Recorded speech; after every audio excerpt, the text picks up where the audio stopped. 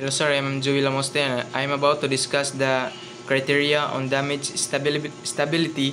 Damage stability, as addressed in SOLAS Chapter 2, Number 1, ensures a ship can remain afloat and stable even after damage, such as flooding or compartments. So, if we say damage stability, kay bisan pag na-damage ang barko or na-collision nga mahitabo, kay mag-remain stable gyapon ang barko bisan pag nasudlan nagtubig ang ubang compartments.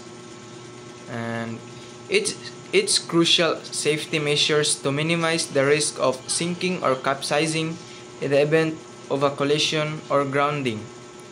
The chapter uses a probabilistic approach focusing on the overall probability of survival after damage, rather than specific deterministic requirements for individual compartments.